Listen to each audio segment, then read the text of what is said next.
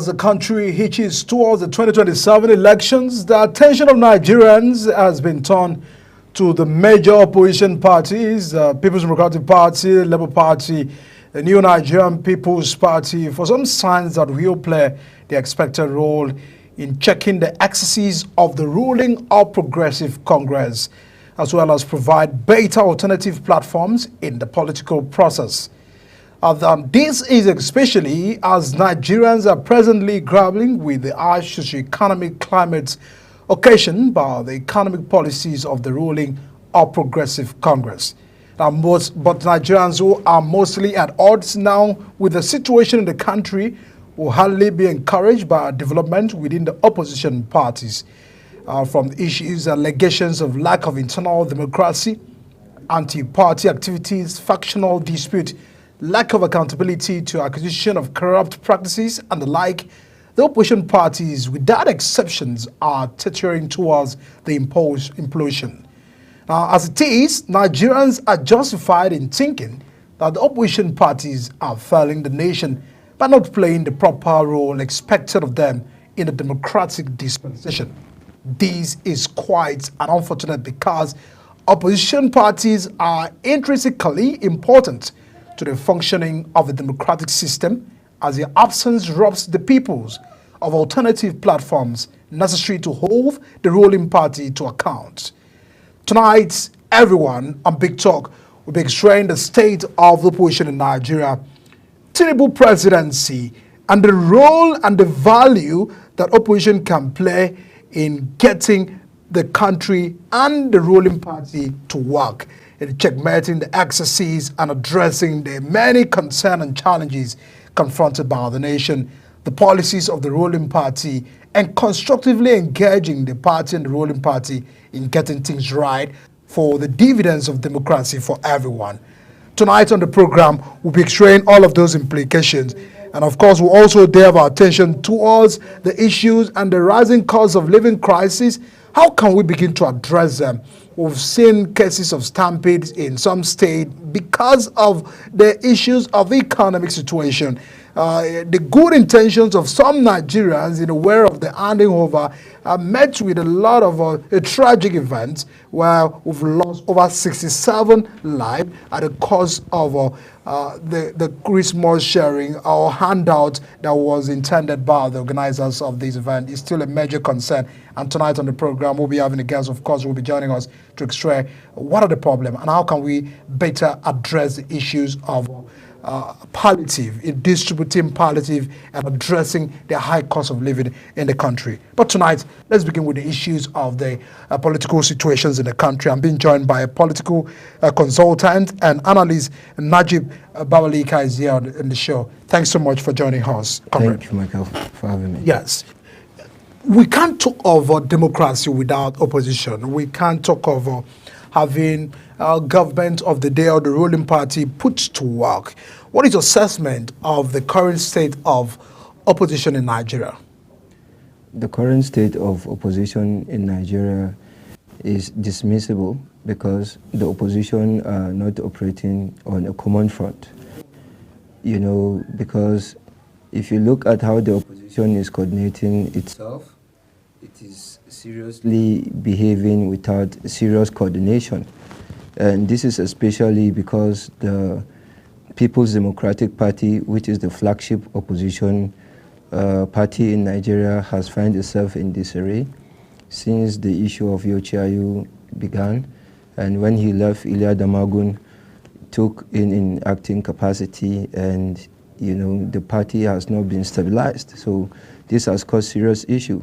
In the Labour Party as well, there has been a power tussle between the Olumide Apapa faction and also the faction of the leadership of the party. And there are even reports that Peter Obi is actually trying to look elsewhere himself, within the party.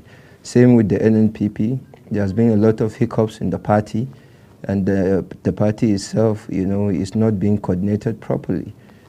So by and large, the opposition political parties in Nigeria have a very serious issue, and that is why the alternative was birthed by Otumba Segun Shomi, to create a platform, not necessarily a political one, not a political party, but a platform where all opposition parties will look at, will come together, will have a conversation on how to drive a credible opposition, how to, drive a robust opposition that will support a single candidate for 2027.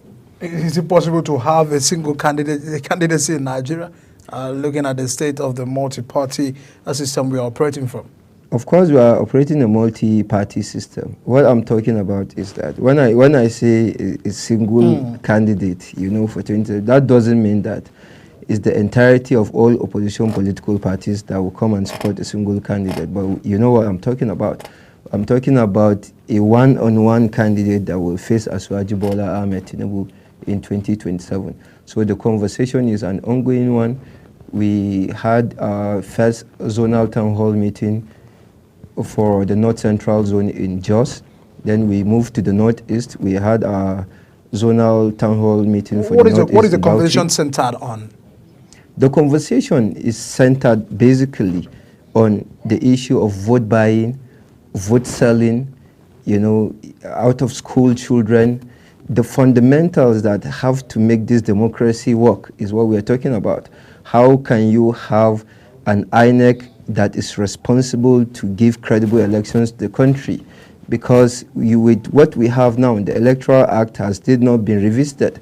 The President said that the National Assembly should look at how the framework is going to be revisited, and some issues that are, that are ambiguous should have more clarity.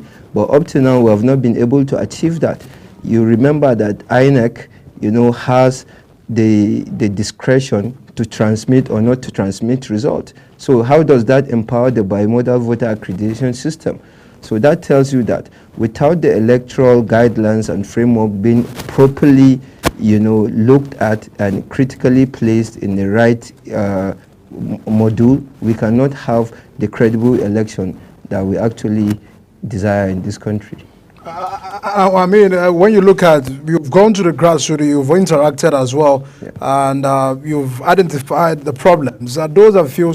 Can we begin to talk about issue of, for instance, issue of vote buying without addressing, the issues of economic situation in the country? Because what really happens in interaction, I've also covered elections, so at the grassroots, they also feel that is the time, anytime there is an election cycle, it is the only time available for individuals and citizens to get, the national cake. They call it the national cake, that they also have to share, partake in the national cake. They are, according to the description, that is the right time for them to also get some of these, whatever handouts that those that are presenting it to them in a way that is justifiable to their conscience.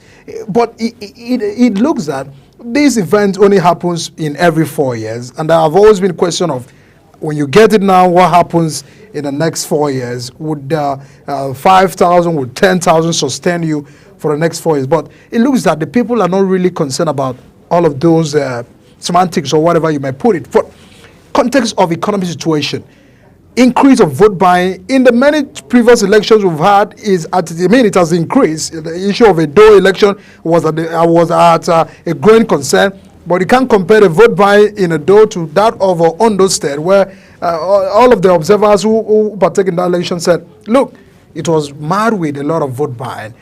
Can we talk of addressing vote buying without addressing the economic situation? It shows the absence of dividends of democracy, that we're still talking about vote buying and vote selling, because people are not empowered, jobs are not sufficiently created, to actually address the socio-economic challenges of the country. If we have a situation whereby, there's sufficient jobs, there's an atmosphere where people can do business and thrive and go to school and get quality education, we will not be faced with all these myriads of problems. But the fact that, this administration especially inherited a lot of, problems from previous administrations that has failed to live up to the expectations of Nigerians, still vote buying and vote selling have become a serious issue. But then it's a twin problem. There's one problem of vote buying, there's one problem of vote selling on the other hand. So what we are saying, what we are going down, what we are appealing to people, or appealing to Nigerians is that please don't sell your vote. When these people bring their money, say no to them. Because you cannot collect 5,000 naira, you collect Indomie, you collect spaghetti once in a year. That means you are selling your birthright to them. And that is why some politicians will tell you that if they are going to pay their way to power, then the people do not deserve to, ask for accountability from them. So until we continue to tell the people to say no to these politicians, when they bring their money bags, when they bring all it is that they bring during the election, you tell them no, entirely. Tell them no, we're not going to get it. We don't want what you're bringing. Give us good governance, give us quality education, give us affordable healthcare. That's the only way we can go about it. You can see that many lives have been lost just because palliatives were being, distributed. We are not supposed to be a country of palliatives.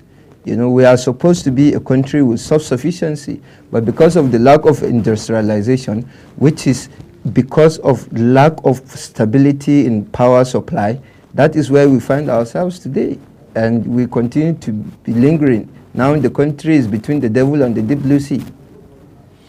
It is really a major concern, and just really to have a focus on the conversation we're having, opposition in Nigeria. It looks that political parties in Nigeria do not play politics of ideology. There is no ideology-driven political system in this country. And one may say, because for instance, recently about 5 members of House of Representatives from Labour Party have defected from Labour Party to APC. I mean, the other to PDP or thereabout. And it really triggered concern about, where people only seek for political parties in Nigeria as a platform to get into office. And sometimes having a political ideology or policies being driven by political ideology is really missing out in this country. We've had cases where the previous 8 years of APC, that those that feel that Mr. Tinubu or this current government should not be pushing blame to the last government because it's still the same party. But in a way, this government are distancing themselves completely from whatever policies or economic situation that Mr. President or former President Buhari had handed over to this government. So there's a continuous crisis of political ideology in context. How do we address that? Because it looks that if we can't get that right, it will still be a problem. Of course, the issue of political ideology is a serious problem. If you remember, in the Second Republic, we had the NPN, that's the National Party of Nigeria, we had the UPN. They were ideologically based. Awolowo ran his campaign based on some certain level of ideology, and I remember also the Great Nigerian People's Party, led by Alhaji Ibrahim Waziri, was led by ideological base, same as the NPN. But from 1999, we actually find ourselves completely in a different, direction. And what happened was that after the Second Republic came to an abrupt end, the political leaders of the Second Republic, led by Chief Alex Ekweme, came together and began to have a conversation and said that, okay, if we ever had the opportunity again for civilians to be in power, what are we going to do different? Then the answer was that they have to bring all and sundry and bring all people from different ethnic backgrounds in the country and unite them so that they can actually take over power and do things differently. But what happened was that in the first convention of the People's Democratic Party in 1998 in Jos, after all that the civilians did, a military person with a military background actually took the flag, became the flag bearer of the PDP in 1998. That was Chief Olusegun Obasanjo. And that actually brought some element of militarization into our democracy.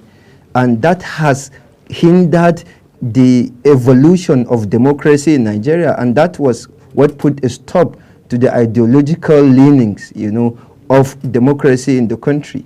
And until we address that, the basis of ideology, then we're not going to get it right. Now, let me give you an example. If you look at different religions in Nigeria, Islam and Christianity, if you come to Islam, there's what is obtainable in Sufism differently. There's what is obtainable in Shiite that is different. If you look at the Christianity, there is what is obtainable in the Catholic different. There's what is obtainable in the Methodist different. What I'm saying is that there are certain traits that distinguish certain groups, but in the context of political parties, you can hardly see what distinguish one political party or the other, apart from their own slogans and so they're all the same. Not ideology. That's why you see one in PDP today, and in the midnight, one is in APC. Definitely, they're all birds of the same feather. You know, you hardly distinguish what are the ideological traits or characteristics that are found in APC that are not found in PDP. And you find that it's the same people that are cross-carpeting from one party to another. But then, if you look at our constitution, it is there that if a politician leaves a party to another, his seat should be declared vacant. And that precedent is still yet to be set until, you know, the judiciary begin to implement the spirit and letters of the Constitution. That is where the ideological leanings will begin to arouse. And then one may say, we can't, then if all of these are a problem that we are being confronted with, if we must seek for an alternative, are the alternatives not still politicians? Politicians who have been in PDP, politicians who have been in APC, can we entirely have an alternative? Because, for instance, the Labour Party really came on board for during the 2023 election. And those that felt that Labour Party are coming like a cent in the political system. But unfortunately, the crisis in Labour Party today, issues, allegations surrounding embezzlement and mismanagement of funds and all of that, still perpetrated by Nigerians, politicians who are members of the Labour Party. And one may ask, can we talk of alternative? If all of these members of the political class have either one way or the other been associated with the APC or previously had relations with PDP? The alternative are speaking to the people. We are telling the people, go and find us credible people. Go and find us new people. The ones that have infiltrated the system are not working. They are not working in your favor. So we are having this conversation. That's why we are having, you know, the zonal town hall meetings, which after we finish the zonal town hall meetings, you know, we begin to go state by state. We go 36 states and including the Federal Capital Territory, speaking to the people, asking them of their own preferred choices to bring their candidates forward so that we can find a political platform that these candidates can be able to run for elections. So the alternative is not a political party per se, but it is more of a pressure group that is having conversations with Nigerians, with stakeholders, technocrats, and captains of industries around the country and in the diaspora to have this conversation of having candidates that are eligible, having candidates that have track record, having candidates with integrity that can be able to, you know, contest for elections, you know, without necessarily taking all their monies and throwing it away. Can this current situation today really encourage being? Because those are really feels that issues that we find in a political space are majorly those with more of economic capacity. And one may say that if you may not have the back, you may not have the money, you may not be able to find your way around Nigeria political system, because a campaign is will not just happen in Lagos, will not just happen in Abuja. You have to go to the nooks and crannies of this country. And for opposition to work, the conversation that it requires more of the economic factor. Can we get that right? Because it really looks like one of the problems we are facing today is that some states are captured with PDP. Yeah. Some states are captured by APC, and just very few with the other political parties. And it goes to the point that the major political parties are still always on the top chart when we have issues of this conversation, because they control the resources within the state. They manage the resources within those states, and sometimes it is contributive to their political party's journey. Of course, you cannot rule out money in elections. Even in the United States election, you could see that Kamala Harris was able to get a lot of donation, a lot of funding from people in the society which supported the Democratic Party. But President Trump could not get as much money in donations like Kamala Harris did, but he won. So that tells you that it is not just about money, So but money of course, money is a factor, because you actually have to pay for a lot of things, for a lot of services, for going around for campaign, for engagement, for media, for refreshment and other things. But what we are saying is that it shouldn't be based on money. It should be issue-based. Campaigns should be issue-based. Like the American elections, the major issues was on Gaza, Palestine, on the LGBTQ community. Migration. The migration was, and also the economy. These were the major issues, and abortion rights, you know. These were the major issues that defined the election. But when it comes to Nigerian elections, like in the last election, it was about a Muslim ticket, and also whether it's going to go to the north or the south. The people in the PDP fell out because they couldn't agree whether they are going to support a northern candidate or a southern candidate. The people in the APC, some of them fell out because they felt that the party chose a Muslim ticket and they couldn't support it. So these are not fundamentals. So you feel all of these factors are not a problem? Issues of zoning is not a problem? That is why it continued to be a problem, but it shouldn't be our problem. What should be our problem is that as Nigerians, we should have a criteria in which we look upon in evaluating people we put into political office. But those criteria are still not being laid. In a way, how do you assess President Tinubu's presidency? Because those that feel that the government is really, I mean, they are not looking back. All the voices of critics, they have not really paid attention to them. The president is broadcast, I mean, not his broadcast, the recent statement he made at the floor of the National Assembly during the joint plenary when he was presenting the 2025 budget said, I'm not going back, we are not going back, we are moving forward, and we understand that our policies and the reforms you've taken is really causing hardship in the country, but 2025 will be better. In all of that context, it looks that the president is embracing and taking responsibility for his actions, and somewhere he's giving hope that things are gonna work. But the opposition are saying all of your policies are not better. It looks that we are not responsible for all of the policies. The government primarily exists for the interest of the people. And if the people are saying that the policies, the reforms, the actions you're taking is not people-centric, a good government should hear and either retrace some steps or in a way listen to the people. You see, the president removed fuel subsidy from day one. Before he even stepped into the office, he removed the fuel subsidy in Eagle Square. Before he got his cabinet, he had already removed fuel subsidy. Then, after some weeks, the president said that 30,000 naira. All right, I'll be back to you after that conversation. Let's get to go on a very quick break, everyone. And once we return from that break, I'll be finalizing that conversation. Do stay with us.